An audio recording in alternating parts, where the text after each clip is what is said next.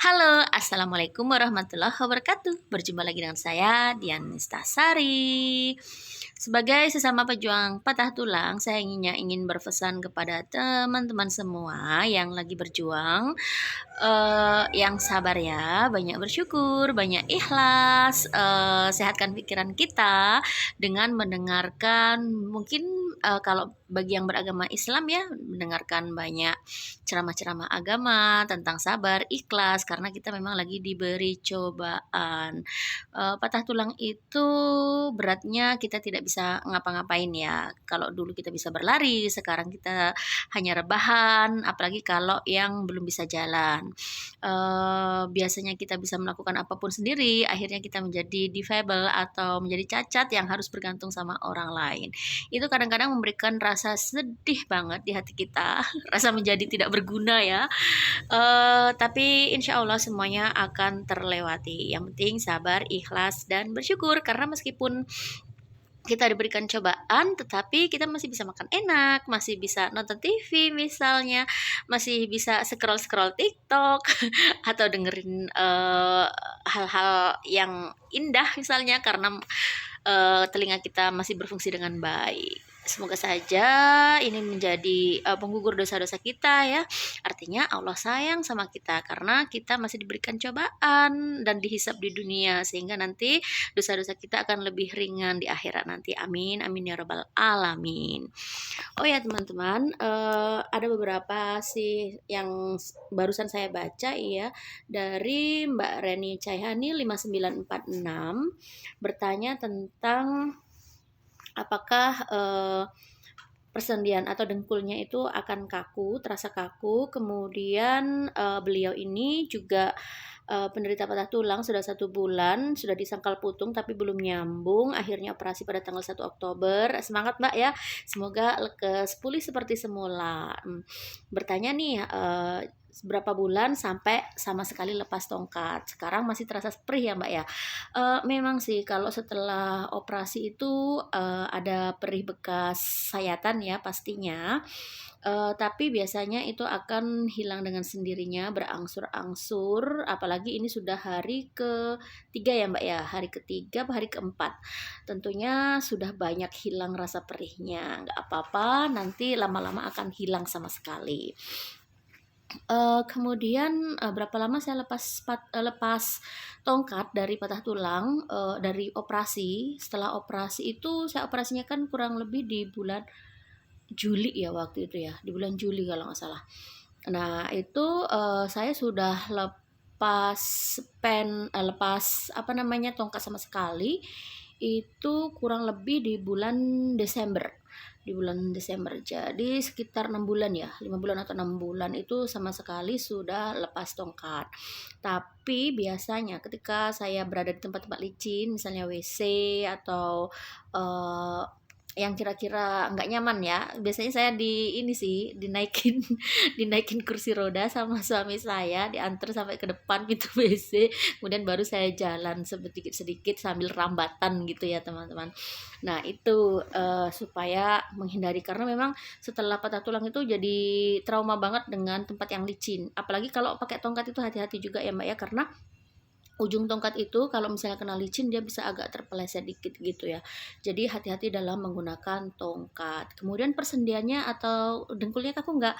Alhamdulillah enggak pada waktu itu. Jadi caranya gini Mbak, ketika habis operasi kita kan memang banyak duduk ya, banyak duduk kemudian atau banyak rebahan. Nah pada saat duduk atau rebahan itu dengkulnya sering ditekuk, kemudian diluruskan lagi seperti itu. Usahakan minimal latihan lah 5 kali sampai 10 kali lah dalam 1 hari. Misalnya 1 kali latihan itu 5 menit lah supaya dengkulnya itu tidak kaku. Begitu juga dengan persendian, biasanya yang sering kaku kalau misalnya patah tulangnya itu di kaki, itu di bagian dengkul sama di bagian pergelangan kaki. Nah itu juga sering ditekuk, diluruskan, ditekuk, diluruskan juga di bagian kaki, pergelangan kakinya juga digerak-gerakkan.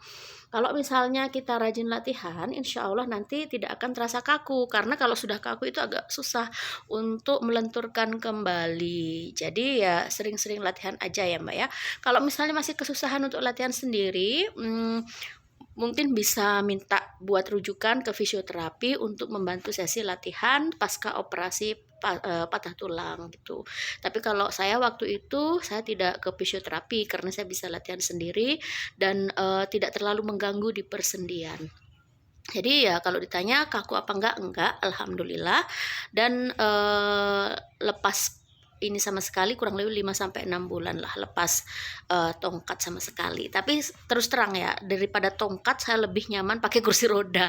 Kalau kursi roda itu tadi tidak ada risiko terpeleset, tapi kalau pakai tongkat itu kadang-kadang tongkatnya itu menyentuh di bagian yang licin, jadi kadang-kadang agak sedikit terpeleset gitu ya. Saya lebih senang pakai kursi roda sama rambatan aja di dinding gitu.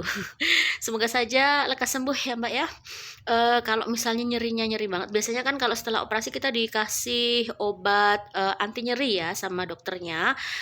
Mbak bisa minum, tapi saran saya kalau misalnya selagi itu masih bisa ditahan, kalau saya nggak terlalu banyak minum obat anti nyeri, kecuali di hari pertama, kedua, sampai dengan keempat kalau nggak salah ya. Setelahnya saya lebih baik menahan ya. Oh ya jangan lupa selalu berjemur di bawah sinar matahari. Kalau di pagi hari sekitar jam 9-an lah ya, kurang lebih 30 menit itu sering berjemur supaya kita dapat asupan dari vitamin D. Kemudian kalau saya dulu supaya lukanya cepat sembuh, luka bekas operasi cepat sembuh, saya banyak makan makanan protein yang berprotein tinggi, misalnya telur ya. Telur itu bisa 4 bisa 4 butir satu harinya. Kemudian makan ikan gabus. Kalau dulu saya banyakin ikan gabus, tapi kalau saya kemarin ikan gabusnya lebih banyak dikukus atau dibuat pepes atau apa ya, yang penting tidak digoreng kalau waktu itu saya. Kemudian kalau telurnya ya saya rebus aja. Selain itu juga banyak makan makanan yang mengandung vitamin C juga ya. Yang pasti yang paling penting itu dalam proses penyembuhan luka, kemudian supaya tulang kita bisa tumbuh dengan baik, itu vitamin C, vitamin D, dan protein ya Mbak ya. Yang pasti kalau setelah pasca operasi itu kan kita nggak banyak bergerak, yang dikhawatirkan itu berat badan kita juga akan naik. Karena itu ya sambil banyak latihan, meskipun rebahan, meskipun duduk, tetap digerakkan badan kita. Bisa kok banyak sekali olahraga yang aman buat penderita patah tulang yang bisa dilakukan sambil rebahan atau sambil duduk. Mbak bisa coba ya, jangan kayak saya dulu berat badannya nambah banyak, dan itu sebenarnya beresiko juga untuk yang habis patah tulang. Karena apa? Karena ya itu tadi beban ke kakinya itu tambah berat, jadinya ya kerja kaki juga tambah berat pastinya. Itu saja Mbak jawaban dari saya. Kalau misalnya ada pertanyaan lagi bisa tulis di kolom komentar ya. Dan tetap semangat, semoga lekas sembuh dan pulih seperti semula. Tetap berjuang. Wassalamualaikum warahmatullahi wabarakatuh. Bye bye.